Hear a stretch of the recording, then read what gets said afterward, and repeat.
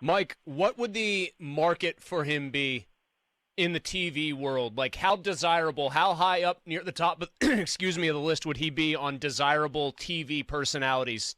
Coaches turn personalities. Would they be drooling over him like this is the next Tony Romo of either studio analysis or whatever? Well, and the problem is it would have to be a studio thing because the top analyst jobs are all taken now.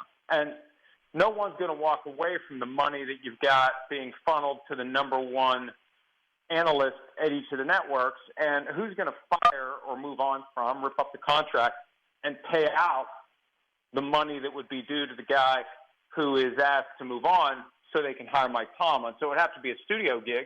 I think he would be in sufficient demand that he'd be able to pick between two or three different opportunities. That's just my guess.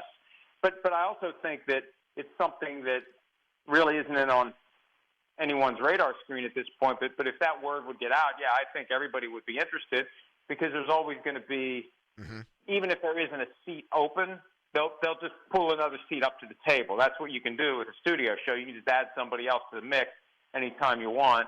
And I think he would be in demand if that was something he chose to do. Mike, how much money do you think Mike Tomlin's making right now from the Steelers? Oh, I'd say between, I don't know, 10 to 15 maybe less, maybe close to 10. I really don't know. It's so odd. We always know what players make. We rarely know what coaches make, what they truly make. And it seems like a strange kind of double standard that there is no transparency whatsoever. But again, there's no transparency in part because there's no salary cap. So the owners try to keep that all very close to the vest, and they try to suppress it. I know that there are people who work in the coaching profession who believe there's collusion.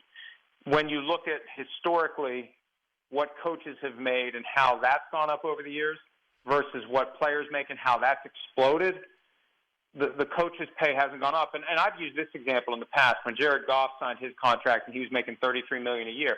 Like, am I paying $33 million a year for Goff or am I paying $33 million a year for Belichick? And who's more valuable to my team?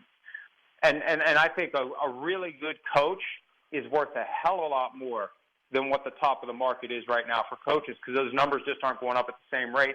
The salary cap's going up, that the revenue's going up, that the value of the teams is going up. I mean, yeah, it's good money, but you're also working 365 days a year, and it's stressful, and it's thankless. You get your glory one day a year if you're lucky and you win the Super Bowl, and the rest of the time it's just bust your ass, bust your ass, bust your ass.